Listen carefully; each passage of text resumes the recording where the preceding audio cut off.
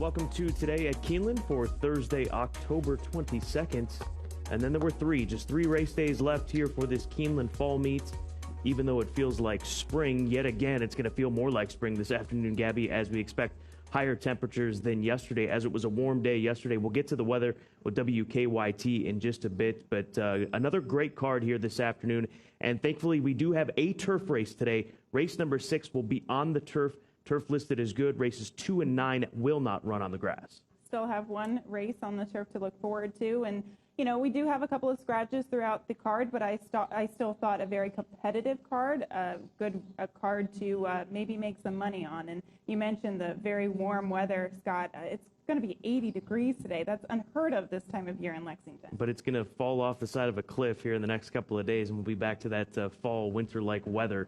And we'll talk about that in just a moment. But going back to yesterday, we had an 8-race card to kick off this final week of racing at Keeneland Racecourse. No real surprises in the featured event. Race number 7, we had one of the bigger payoffs of the afternoon, a $15 winner thanks to a Chad Brown runner. But all in all, the favorites brought the goods as far as the racing yesterday here at Keeneland. They certainly did. We had a one price earlier in the card with Lone Rock, I believe is the horse's name, at 7-1 or 5-1 for Diodoro and David Cohen getting yet another victory here at the meet. That's 6 winners so far. So they're having a very good meet, but overall a nice day yesterday. Before we dive into the 9-race card, as promised, let's go to WKYT for the latest on the weather. We have ourselves another late spring-like day run out there at Keeneland, so part of the spring meet. That's what you're feeling out there as it starts to warm up toward the end of the run, which of course happens in April. We're looking at temperatures that could push well into the 70s and maybe even up to around 80 degrees for you. No real issue other than wind. Wind will be blowing in out of the southwest. So if that causes any issues at all, we're dry out there. Everything else is smooth sailing as the temperatures climb to that level. Good luck out there.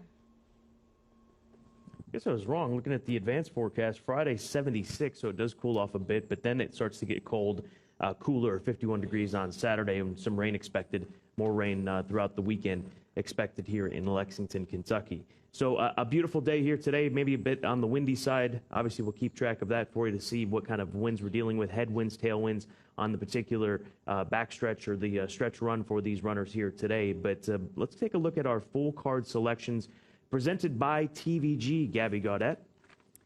And we're looking at them. It looks like we agree in race 3 with the number 4 horse, and that's it. I'm not surprised. This has kind of been a reoccurring theme throughout the meet, Scott. We never agree. We don't. On anything. Not just horse racing. That's for darn sure. We do agree in race number 2 with the 6. But those full card selections, check them out on the website at Keeneland.com, or make sure you download the Keeneland Race Day app. That is where you can stay current on our selections for the afternoon, and also stay current on social media with at Keeneland Racing on Twitter, at Keeneland on Facebook, on Instagram. Give us a follow at Keeneland. And if you're watching on TVG2, likely you're watching on Watch TVG app. But if you don't have that Watch TVG app, download it right now on your favorite connected device.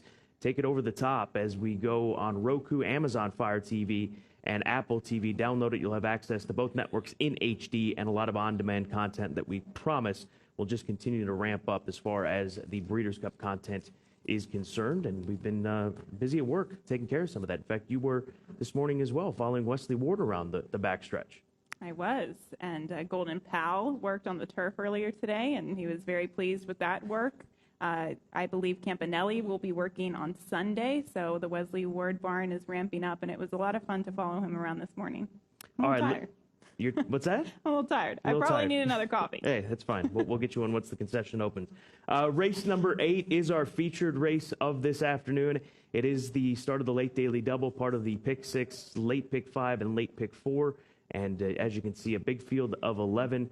And some names I think that you'll be familiar with, especially with the first 2 horses that I'll talk about, Silver State, and Blackberry Wine. So Blackberry Wine, a horse that has only one victory, DQ'd back earlier in the season, but broke out with a victory most recently in mid-March at Oaklawn Park. But I'm going to go to the number 2 horse in the comeback race here this afternoon, Silver State, for trainer Steve Asmussen. I know I'm going back a bit, but this was his debut race at Churchill Downs on a fast main track, sprinting 6.5 furlongs. He didn't break all that sharp but he came running on late as he swung off the turn.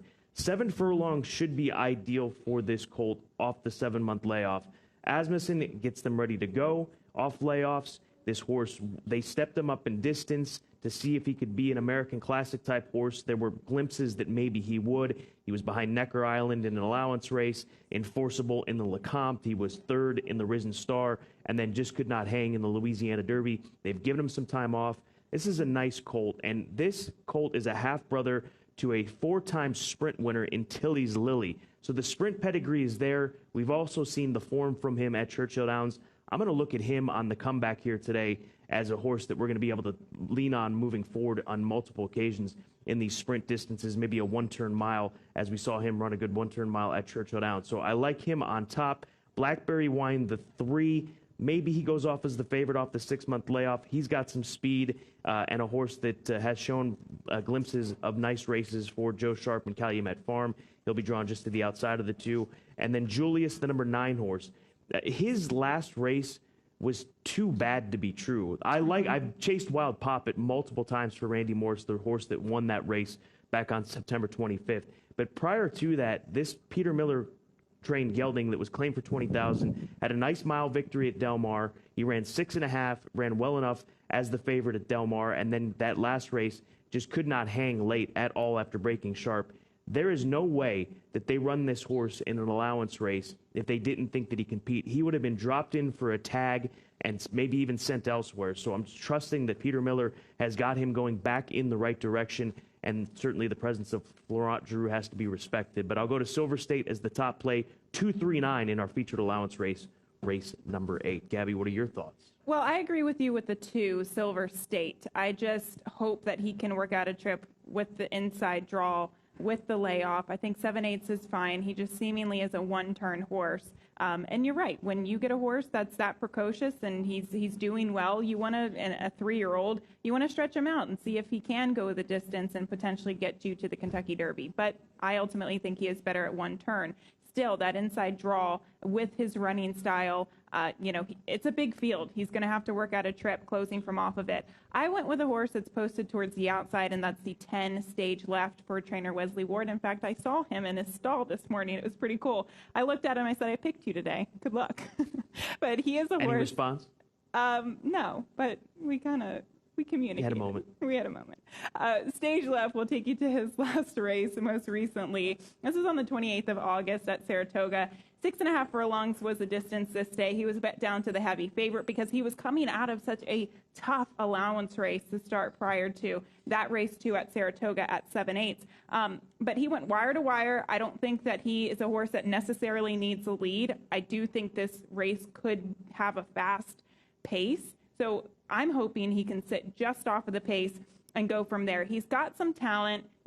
I know he hasn't always fared well when he's gone against Allowance Company before, but that race was so tough. We talked about it when Cool Bobby came back to run here at Keeneland. Everfast, he's grade 1 placed. Famish, Cool Bobby, these are quality allowance horses. So I do think that the class is there, and I just kind of think he gets the right type of setup for trainer Wesley Ward. So the 10 for me on top, to the 2 Silver State. If he's ready off the layoff and can work out a trip, I do think he's the horse to beat. And then the 3 Blackberry Wine. So beyond the 10, Scott, you and I pretty much agree in this race. It's a good race, and let's find out more about it. Let's go to Tom Leach. The allowance feature on the Thursday card includes Trident Hit from the barn of trainer Brendan Walsh. This horse won first time out, couple starts later. He's in against Art Collector, so you must have seen some things you liked. Yeah, his first 2 starts were pretty good, Tom. He won first out, and then we ran him back in allowance race at Indiana against Olders, and he ran well there. I think he was second. Ran him at Ellis, drew the 1 hole, just didn't work. Ran him on grass at Churchill to try the turf. He's out of a Machiavellian mare. We said we'd give that a shot. Not so positive either, so he's back going the distance he won at first time out this time, and he's been training great, so we're looking forward to seeing how he does. Came from well off the pace in that debut win. Is that going to be his style? It probably is, yeah. I think, when we look back, I didn't think initially it was. I thought he'd go further, but that seems to be his thing, run at some pace, so hopefully we'll have plenty pace and he'll come running at the end. Good luck. Thanks, Tom. It's Brendan Walsh, Trident Hit. One to watch in the allowance feature on Thursday.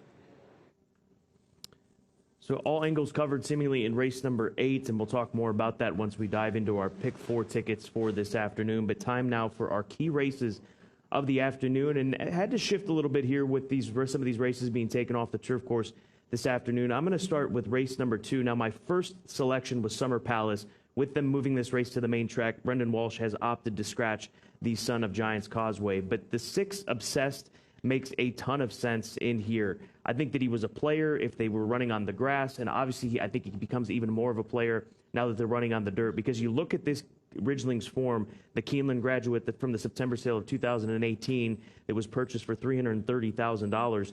He's run 4 times, and each time, as they've stretched him out in distance, he has gotten better. Now, he goes 1 mile and 3/16 here today. He has set the pace in his last 2 starts and then been run down late. I still think that he is going to be a short price favorite, and a deserved short price favorite, as he gets the opportunity again to race on the main track. I think that he is a serious contender for a horse that you might even consider singling in the early pick 4 or early pick 5. I think that everything has aligned itself for Obsessed to break through with his maiden score here today. Because, Gabby, I mean, he was the favorite last time up, but he was beaten just a nose. He wasn't favored 2 starts back, beaten a length and a quarter. It's his turn to go ahead and break through in these maiden rinks. And I just don't see a serious player in here that can go with him. Maybe on the outside, Patriots War, who should be pushed along with Tyler Gaffalione in the saddle. But I think that he's going to have to step up his game. Patera, the number 2 horse, I think that he'll advance as far as the distance is concerned for Donnie K. Von Hemel. This is a colt that is a half-brother to Sudden Breaking News, who's turned into a useful horse over the course of his career. But I think it's all about the number 6 horse in race number 2, especially with them taking this one off the turf course. Yeah, you know, considering that he was a horse that was originally entered for that turf race, he's not a main track only entrant. I mean, I think you got to consider him an upgrade now that the race has come off of the turf. So he looks like the controlling speed, but those 2 main track only entrants, they could maybe give him a little bit of pressure at this distance, but he certainly looks tough, Scott. All right, I'll keep the ball rolling. I'm going to go to race number 5, which begins the late pick 5 here this afternoon. A couple of scratches, scratch the 3 and the 4. And I'm going to start with the number 6 horse, TMI, the runner for Marvin Johnson, a very good conditioner in the Midwest. And this is a 7-year-old mare that has been well-traveled. She's making her 45th career start. She's already got 14 wins in the bank, and she'll make her Keeneland debut here today. We've seen her win stakes races down in Phoenix, at Turf Paradise, at Sunland Park in New Mexico, recently at Canterbury, as well as Indiana Grand, as we take you back to her most recent effort at Canterbury. This is the last time we saw her on dirt, as she'll be competing here today, and she's as straightforward as the day is long. She sits right off the pace, and when she's asked to kick on, she kicks on. She'll do the exact same thing here today. The daughter of Cyclotron. She was an 8-time winner last year. She's already won 4 times here in 2020. These are the types of horses that you'd love to have in your barn, you'd love to own, and also with the fact that she continues to have this eligibility and this starter optional 20. Marvin Johnson doing the right thing and bringing her down here off of that run at Indiana Grand, coming down from Minnesota, stop at Indiana Grand, pick up a win, stop at Keeneland, pick up a win, just travel the country. I mean, how fun would that be to have a horse like this just to travel in a van and pick up wins in all these different venues? And I think it happens again here today with TMI. Her consistency is just too tough to overlook. The number 5 horse, Sunset Paula Joe for Donnie K. Von Hemel. She'll be part of the pace. We'll see if the cutback in distance wakes her up, but she's going to have to step up her game and then go to the number 7 horse, Princess Trina for Kelly Martinez. We saw this husband and wife team, Kelly Martinez and her husband Armando Martinez, swoop in here, I think it was last Saturday, Gabby, and sprung a 15-1 upset versus the Bob Hess runner, who was the heavy favorite. And they don't mess around when they show up here with their horses that are training over at Prairie Meadows in Altoona, Iowa. I think you expect a solid run from her based on the claim for 8 and the step up in class. And the Martinez team, I believe they're sending out a runner again this weekend that you should pay attention to. But I love this race, and I love this filly TMI in the number 6 horse in race number 5. Is that like a bucket list thing, Scott? We're going to claim your horse and buy you a used trailer, and then you can just tote her across the country. It's got to be a mare, though, and then when she retires, she can be a broodmare. And then we'll sell her here at Keeneland November. Perfect. Or Keeneland January. I'm in. I would do it. Okay. I don't know how to hook up a trailer, though. Do you have any? It's been a long time. Yeah, I know you push you put the cable in to get the lights. That's about all I know. That's the end of my experience there. We'll figure it out. We've got connection. Let's get back on track. Race number 6 is where you're going. This is a good one, and this is the race that stays on the turf course here today. Turf listed as good. And it is the start of the late pick 4 sequence as well. So it's super important. 1 1/16 on the turf, as you mentioned, turf listed as good. This is a tough race. I think the 8 Sabador is probably going to be the controlling speed in here. And his last race seemed to be productive as the winner, Seguin, would come back and win his next start. I had a crazy idea in this race, and I'm hoping it works out, but I do think that you need to have some coverage in the first leg of the late pick 4 sequence. I went with a 15-1 shot on top, and that's the 5 Flapjack here for trainer Jack Sisterson. Again, this is a 1 1/16 race. This horse in the past several starts has been sprinting. Last time out, 6.5 furlongs at Kentucky Downs, and then 5.5 furlong turf sprints in the 2 races prior to. When I go back and I watch these races, Scott, he doesn't look like a turf sprinter. He looks like he is just kind of maintaining. He's just really evenly paced in those races. So I actually think with the added distance, he should be able to track the speed of the 8 Sabador, and we could see him maybe make a splash in this race at a big price. So that's kind of my long shot play of the day.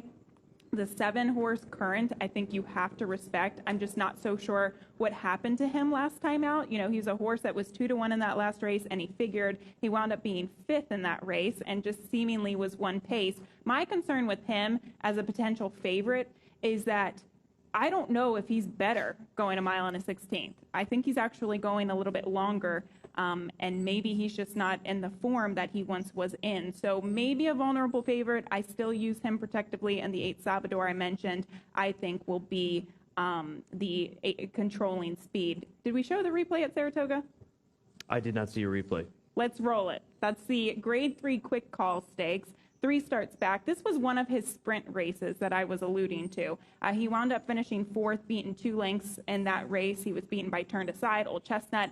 Some okay races, but you can kind of see from the stretch run that this horse is just maintaining. He's just kind of evenly paced, and that's not what you want in a turf sprinter. They either have to have enough speed to be on the lead, or they have to show a willingness to close from off of the pace. So I don't see either of that from him, and I do actually think that there's quality and talent there, so I think he could wake up now stretching out to 2 turns on the turf at 1 1/16. So that's my crazy long shot of the day, Scott, but overall a very, very tough race. So ideally, if you're going down there and you're talking to Declan Carroll, because there's going to be a day I'm convinced that you take out your trainer's license, Gabby Gaudet. You go down to Declan, what are you telling him to do? Where do you want Flapjack in the mix as far as going into the first turn?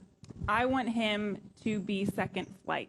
I think the 8 is going to be the speed. We could see David Cohen get aggressive with the 3, Silver and Lie. So if the 2 and the 8 go, I want him to be sitting just off of them. Second or third flight, no, not farther off the pace than that. All right, I hope Jack Sisterson or Declan Carroll's listening. You think they are? Can you text somebody? I followed Declan Carroll on Twitter yesterday. Congratulations on that big move. Race number 9 is your next key race, and that is the Nightcap. This race is off the turf. Couple of scratches in here. Take out the 2 and 3. The 11, 13, 14, 15, and 16. Fighting Force is the morning line favorite at 3-1, but I have a feeling you're going against this son of Air Force Blue. It's an inside joke. I'll explain it later. What, the following of Declan Carroll? Yes. Yes. Sounds hilarious. I can't wait. Let's talk about race number 9, Gabby. Okay. What are we doing here? Race number 9, again, I mean, you look at the quality. Obviously, this is a race that was originally scheduled for the turf. It's now off the turf, 1 1/16. So we do have a couple of scratches here, but I still think you have to pay attention to the horse who I thought was going to be the favorite when it was originally carded for the turf, and that's the 7, When True, for trainer Brad Cox. We'll show you his first and only race, and this came last time out at Kentucky Downs, going a mile. You know, Florent Giroux, he rides Kentucky Downs so well. He has a lot of experience at that particular course. It can be a very quirky course as well. I just thought in this race he had no other option but to make a little bit of an early premature move, and then you can see the two outside runners towards the two horses to his outside, they start to close late, and they kind of made that last move into the pace, whereas he had to make that precarious first move into the pace. But I do think it gave him a lot of fitness. Now, the question is, can he take that turf form and transition it to the main track today? I personally think he can. I just think he's a good horse, and I think he comes out of a very tough race. He beat Catman, who came back to win the Laurel Futurity in there as well. So I do prefer him. I think you have to also respect the 4 Fighting Force. I know he's by Air Force Blue, but he does have a little bit of a pedigree to suggest that he should be fine on the main track. The 1 Ethical Judgment, I think, might be hindered most by the surface change just because of his running style. I don't know if he'll be able to, if that pace will come back to him here today. But, I thought originally looking at this race, Scott, you needed to use the 16, the main track only entrant. That horse is out, so it makes this race, I think, even more confusing. I'd say, too, and a horse that's probably going to get a lot of play, because you see this in California from time to time. There's a horse named Kershaw. Obviously, Clayton Kershaw plays for the L.A. Dodgers. There was a horse named Jeter that would get a lot of play in the New York area. We've got Burrow in here. It has to be named after Joe Burrow, the #1 overall pick and starting quarterback for the Cincinnati Bengals. And you have to respect this colt because they paid a lot of money for him. And the mare Let Go My Echo, she won the Grade 2 Ford Gal. She was 5th in the Grade 1 Ashland Stakes here at Keeneland. And this colt's a half to J-Boys Echo and Echo Town, who was recently 3rd in the Stoll Keenan Ogden Phoenix Stakes right here at Keeneland. So that's a pedigree you're going to want to take a look at, especially with it moving over to the main track. I find it interesting that they opted to debut him on the turf. We'd like to talk to Brad about that at some point if we can, about Burrow in that nightcap. So some good racing here today. Before we jump into the late pick 4, let's move on to the Clockers Report. Race number 4 is where they will begin their discussion with the Clocker Report. Race 4 spun run on the 1st of October, worked 59-4 out of the gate. The trainer having a productive meet with limited starters and sharp workouts for this level. And then in race number 9, the race we were just talking about, Ethical Judgment for Brendan Walsh, worked a half a mile in 47-1. Strong workout here on Saturday. In company, debut was good, must overcome the rail draw, and moving over to the main track. But has main track pedigree there, too. This is a colt that is by Honor Code, who was fantastic, obviously, on the main track, Grade 1 winner, who stands now at Lanes End Farm. All right, pick 4. We got to roll through these. We're running out of time. Gabby, what's the idea with your ticket?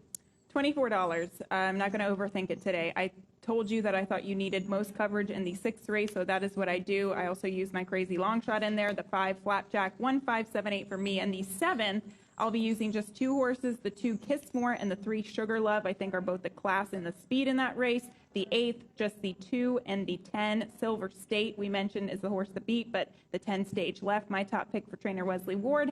And then in the finale, race 9, off the turf, 1, 4, 7 for me. All right, race number 6, as if I can find it here. Yes, there it is. I've got 5. I'm going to go 5 deep in race number 6. A very difficult race. Also going to throw Fighting CB in there as he gets back to turf. Stakes winner at the age of 2 up at Saratoga. The 11 horse By Your Side on the outside. He's my top selection in there, the son of Constitution. The number 3 horse, you've got to respect Silver and Lay for Tom Amos, but just a wide open race. That's why I'm going deep. I don't think it's very wide open in race number 7. I think the 2 or 6 will get you moved past that leg. Race number 8, 2, 3, and 9, Silver State. Blackberry Wine, and then the 9 horse Julius for Peter Miller should bounce back here today. And then finally in the 9th and final, 4 deep there, 1, 4, 7, and 9. Talked about Burrow and that pedigree. Fighting Force. You've got to respect this colt. Air Force Blues have done okay on the main track. They've been given some opportunities, and his race was good. He was a runner-up to a horse named 2nd of July, Fighting Force, who would go on and win the Grade 3 Futurity Stakes at Belmont. 2nd of July, the day that he beat Fighting Force, was 68-1. Obviously, he's much better than that as he's moved on and become a graded stakes winner. Time now for our best angles of the day. Roll it back to race number 3 for mine. And race number 3, I'm going to go with Satchel de Riches for trainer Mike Maker. This is a horse that ran in a starter 50 last time out. He was part of the pace briefly on the backstretch from an inside draw. He gets further out, which is a positive for me. And that was part of a race that featured Senior Hobeam, who came back and won here on Saturday for trainer Steve Asmussen. I'll play a trifecta king, the 4 on top. I think he's the likely winner in there, and then throwing 2, 5, 6, 8, and 9 in that second and third slot. Just a $10 play. That's race number 3. 4 over 2, 5, 6, 8, 9. 2, 5, 6, 8, 9 in race number 3. You'll stay in race number 3. What's the idea here, Gabby? We agree. Wow. How crazy is that? I think the 4 Satchel de Riches is also very much the horse to beat here for Mike Maker. Coming back down to reasonable competition, he won at the $20,000 level 2 starts back. It was a good race. He was much the best. They stepped him up to the $50,000 level last time, or the starter $50,000 level last time out. It was too tough, so getting realistic with him. Honestly, I really like him. I'm just going to play a straight $20 win bet, and I also think he could be the key in the early race sequences, whether it be the early pick 4 or early pick 5. He is your single. Okay, I think there might be 2 singles then in race number 3 and then race number 2, right? Obsessed? Can we go to Obsessed as a single too? I think that race is a little bit more tricky than what you think. You like the MTOs, right? The MTOs look pretty good. Okay. Yeah, I would use 3 in there and single on the 4. All right, fair enough. Next. Let's go to Tom Leach's pick of the day. He's going to race number 6 this afternoon. High promise, morning line odds of 12-1. Solid effort in first outing for the Brian Lynch barn, and 5 work since, much more fit for second race off the layoff. So Tom Leach's pick of the day, long shot pick of the day, race number 6, the number 9 horse here this afternoon. 29 races left this meet, Gabby. Just 29 more races. It's kind of sad, but let's go out with a bang. 9 today, 10 tomorrow, 10 on Saturday. Great weather here today. Thank you so much for joining us here on Today at Keeneland, as we'll be kicking off the card at 1:05 Eastern Time.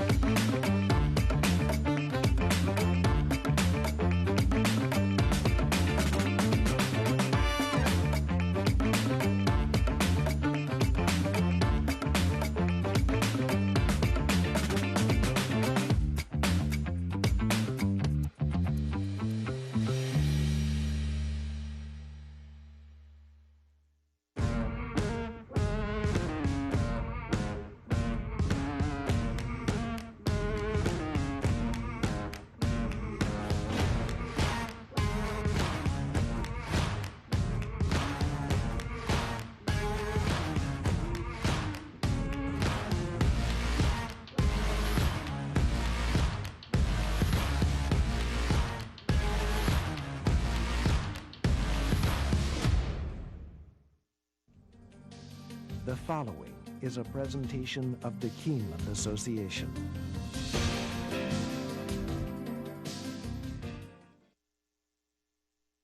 Ladies and gentlemen, welcome to Keeneland Racecourse. At this time, we ask that you would please rise in tribute to our national anthem.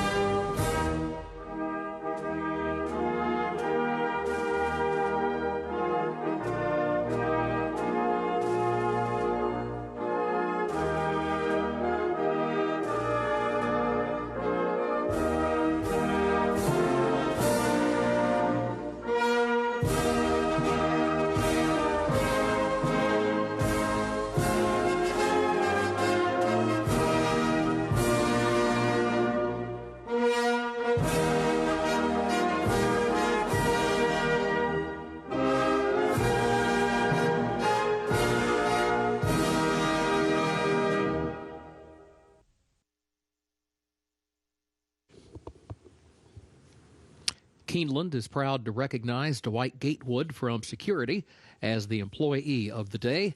Congratulations, Dwight.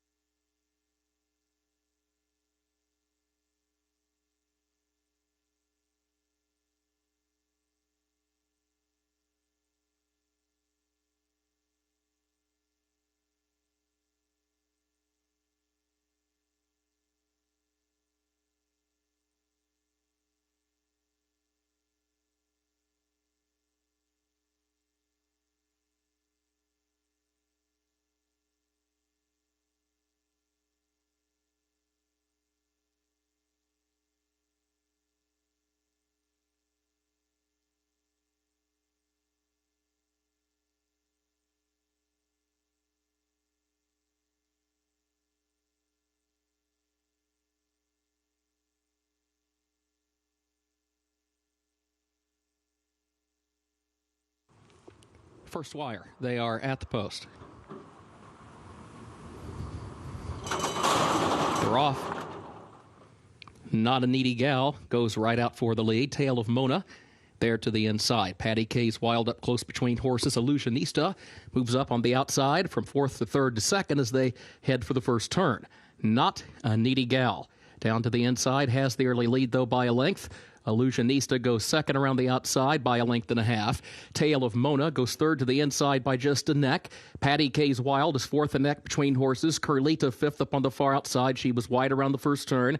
Break of nearly 5 more back to Crafty Lady next to last. Concord's Difference is the trailer. 24.87 seconds the time for the opening quarter. Not a Needy Gal is the leader up the backstretch. Leads it by just a half length. Illusionista, second by a length and a half. Tail of Mona, third to the inside. Curlita, fourth up on the far outside. And Patty K's Wild, fifth, now fourth, in between that pair, just over 2 lengths from the front. Break of 4 more lengths then, back to Concord's Difference and Crafty Lady. 49.2, and that was the time for the opening half mile. Not a Needy Gal is the leader, half length. Illusionista, the closest straight into the far turn. Patty K's Wild is still third, a length off that front pair, but being asked for more now midway on the turn. And then Tail of Mona, fourth back toward the inside. They're at the quarter pole. Curlita has dropped back into fifth. Illusionista and Patty K's Wild now go 1-2 to the top of the short stretch, separated by less than a length. Patty K's Wild goes up on the outside now to take the lead from Illusionista. Here's Tale of Mona swinging to the far outside, trying to join the front pair. Illusionista fighting back in the final furlong. Tale of Mona's right there on the outside, and Patty K's Wild between horses. Tale of Mona. Edgar Morales sweep up to win it. It was Patty K's Wild home second. Illusionista was third. Curlita was fourth. And Not a Needy Gal was fifth. In the winner's circle for Keeneland's first, the unofficial winner, number 1, Tale of Mona, owned by Daniel Investment Holdings of Pat Daniel, trained by Lon Wiggins, Edgar Morales, the jockey.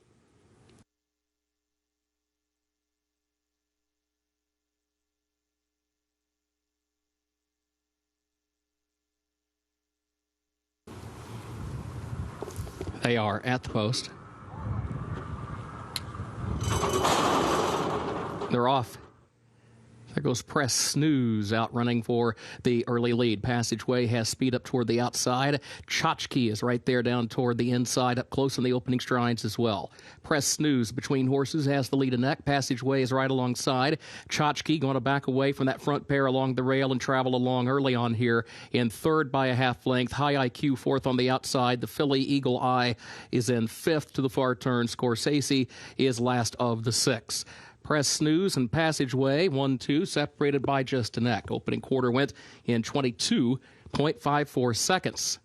There's High IQ moving up third around the outside of Tchotchke, who's now back to the fourth position. Eagle Eye is in fifth. Scorsese last of the six around the far turn. Passageway ahead in front. Press News tries to respond to the inside. High IQ joins them from third. Now Tchotchke starts to pick up the leaders, looking for some running room off the far turn. Hasn't found it yet. Has to take up, change lanes, and go to the far outside for clear running. Tchotchke switching toward the far outside. High IQ in the meantime has taken the lead from Passageway, but here comes Tchotchke. Tchotchke is starting to stride forward on the outside, and once Tchotchke had clear running, it was over. Tchotchke drawing clear for Ricardo Santana Jr. Tchotchke to win it over High IQ home second. Passageway was third, and then Eagle Eye and Press Snooze.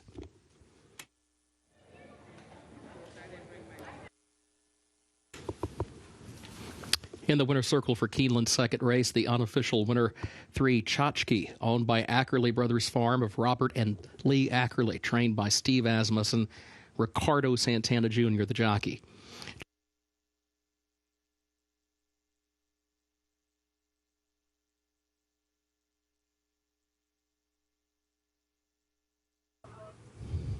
Settles down. Ready for a start. They're off. Tis Splendid News and Madame Ready. Those two have early speed. They come out to the front of the opening strides. Menzel comes away running in third, persevering up toward the outside. Cardio Version sneaks up down toward the rail around the first turn. Tis Splendid News is the leader. Tis Splendid News, one lane off the rail, leads it by a length. Cardio Version second ahead. Madame Ready, third up on the outside. Menzel fourth against the rail, persevering fifth on her outside. Lady Blakeney goes sixth toward the outside. Somble Juiced is seventh back toward the rail. And then Dolly Mingan eighth. Dame of Malta is in ninth. Excessive Lady is 10th for the move up the backstretch. Nota Bene, last of the 11, opening quarter, 23.22 seconds. Tis Splendid News is the leader by a length up the backstretch. Cardio Version is second by just ahead. Madame Ready, third up on the outside. Gap of 2 more lengths, persevering just outside of Menzel. And then Somble Juiced and Lady Blakeney. That first half mile was 47.87 seconds. Over to the far turn they go. Tis Splendid News, the leader. Tis Splendid News leads by a length and a half. Madame Ready second on the outside by 3/4 of a length. And then Cardio Version is traveling in third toward the rail. Gap of 6. Lady Blakeney has gone to fourth, but has ground to make up from there as they come for the top of the short stretch. Then Dame of Malta, who's 8 lengths from the lead. Turning for home, Tis Splendid News, a 4-length lead coming toward the 8th pole. And then Madame Ready, who's trying to reel her in, or at least hang on for second. Gap of 5 more, Dame of Malta, and then Somble Juiced and fourth toward the inside. Tis Splendid News, much the best here. It is all Tis Splendid News, and Gerardo Corrales It's going to be close for second. Either Dame of Malta with that late rush or Madame Ready. And then behind that pair, Somble Juiced was fourth. Well, sometimes it can be an easy game, and that was an easy. In the winner's circle for Keeneland's third, the Mulholland Springs, the unofficial winner, number 2, 'Tis Splendid News, owned by Toshiaki Shirai, trained by Wesley Ward. Gerardo Corrales, the winning jockey. 'Tis Splendid News.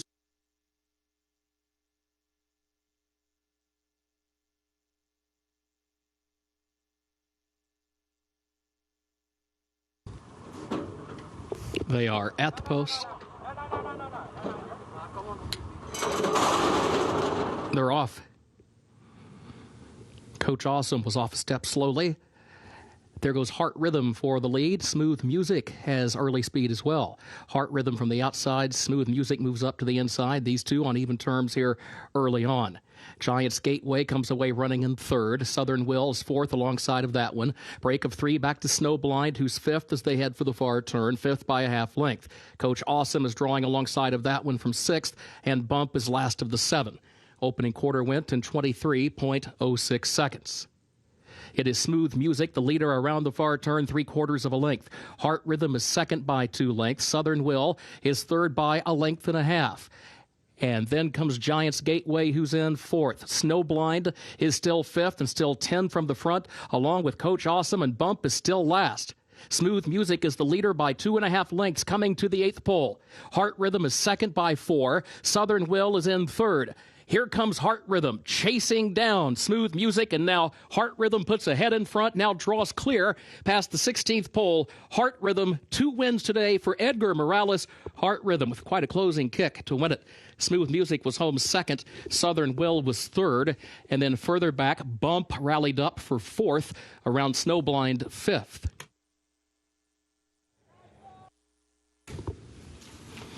In the winner's circle for Keeneland's fourth race, the unofficial winner, number 8, Heart Rhythm, owned by CG Racing Stable LLC of trainer Cirillo Goristieta, owned also by Terrazas Thoroughbreds LLC of Eduardo Terrazas.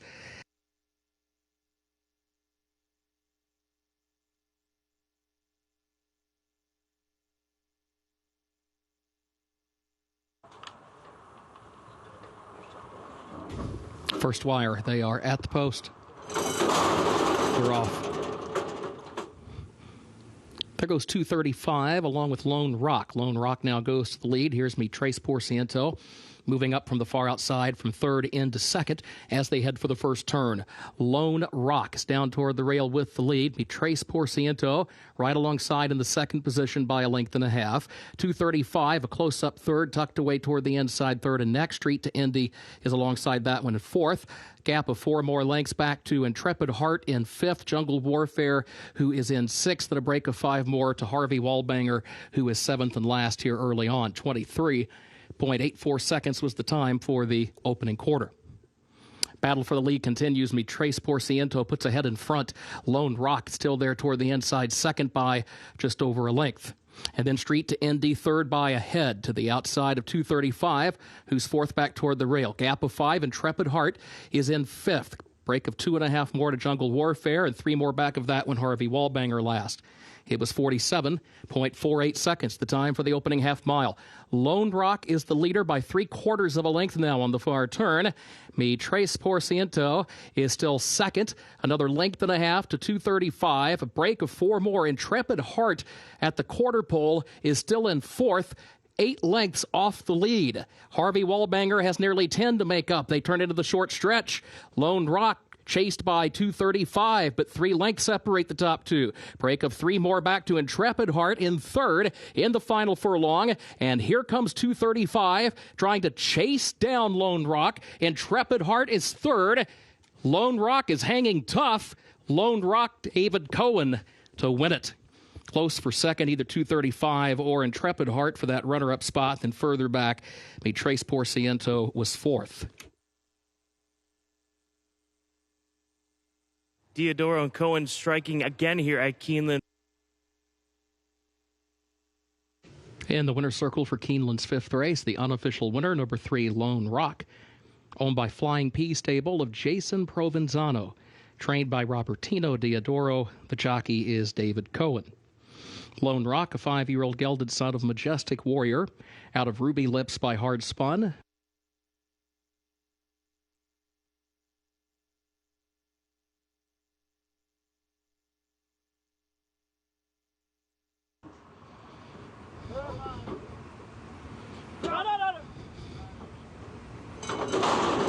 They're off. There goes Naughty Joker, and there goes My Heart Sings. These two come to the front in the opening strides. Carpe Venum right there, third up on the far outside as they head for the first turn. My Heart Sings has a narrow lead, but is joined by Naughty Joker up front, who's there in second on the outside. My Heart Sings will save the ground from the inside starting spot, opens up by 2 lengths midway on the first turn. Naughty Joker second, 3/4 of a length. Carpe Venum caught wide around the turn, and third by a neck. And then past the plate, who's fourth toward the inside, get rewarded. Fifth between horses. Wildlife is last of the 6th, right there with the rest. Opening quarter went in 24.92 seconds. Back up front, it is My Heart Sings who shows the way by 3/4 of a length. Naughty Joker goes second, 3/4 of a length. Past the plate is third down toward the inside. Carpe Venum is fourth toward the far outside, now taking third by a head. Get rewarded fifth in between that pair, and Wildlife brings up the back just over 3 lengths from the leader. And the leader is My Heart Sings. Opening half mile, 51.45 seconds. My Heart Sings leading Naughty Joker 3/4 of a length to the far turn. Carpe Venum is third up on the far outside. Then past the plate, Get Rewarded, Wildlife at the back. So it is My Heart Sings who continues to show the way coming to the quarter pole. Naughty Joker a length away in second, trying to do something about this leader now, and Carpe Venum tries to join the front pair as they turn for home. Past the plate is in behind horses, Wildlife, and then Get Rewarded at the back. They're into the short stretch. Carpe Venum, Naughty Joker now right alongside of My Heart Sings, and here comes past the plate to join them on the far outside. These four in a line pass the plate, comes striding forward for Julien Leparoux. Past the plate indeed. Draws clear to win it. Then it was My Heart Sings second, close for third, Naughty Joker or Carpe Venum for that show spot. Past the plate, rolling right past them after slow fractions were set in this race. All Julien Leparoux had to do was just... In the winner's circle for Keeneland 6th, the Margot, the unofficial winner to Past the Plate, owned by Silverton Hill, LLC, of Bonnie and Tommy Hamilton. Trained by Paul McGee, Julien Leparoux, the jockey.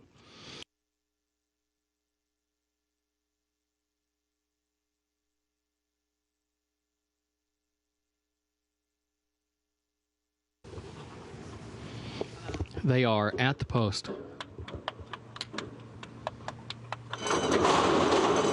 And they're off. There goes Union Maiden with O Serafina to her inside. And O Serafina moves up now and takes the lead. Impeccable Style kicks in, goes to second down toward the rail. Never Forget has speed, moves up fast on the far outside. Never Forget now has gone to the lead by a half length. O Serafina's second a half length. Impeccable Style is third a half length. And then comes Union Maiden, who drops back into fourth by 3/4 of a length. Aurelia Garland is fifth. Break of 4 more lengths back to Story Blue, who is sixth toward the inside. Brassy alongside her in seventh. And Saint Sation last of the 8th, opening quarter, 22.39 seconds. Into the far turn, Never Forget leads by a length and a half. Impeccable Style is second and neck. O Serafina third down toward the inside. Aurelia Garland fourth, looking toward the far outside, 3 lengths off the lead. Union Maiden is fifth in between horses as they round the far turn. Never Forget still leads it. Impeccable Style trying to draw alongside at the quarter pole. Aurelia Garland third, and then Union Maiden trying to find some running room in between horses toward the outside now. Never Forget short lead. Here comes Union Maiden. Impeccable Style between that pair. Aurelia Garland far outside. Union Maiden to the lead, and then Aurelia Garland in second at the 16th pole. Never Forget drops back. Impeccable Style is third. It is Union Maiden and Aurelia Garland 1-2 in deep stretch. Union Maiden, Tyler Gaffaleone to win it. Aurelia Garland was home second. It will be a multiple horse photo to separate third, fourth, and fifth.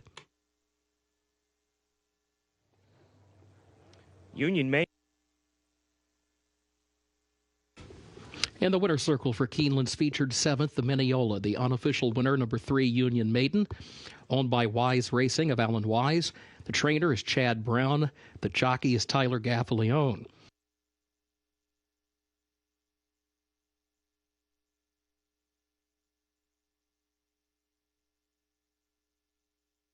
They are at the post.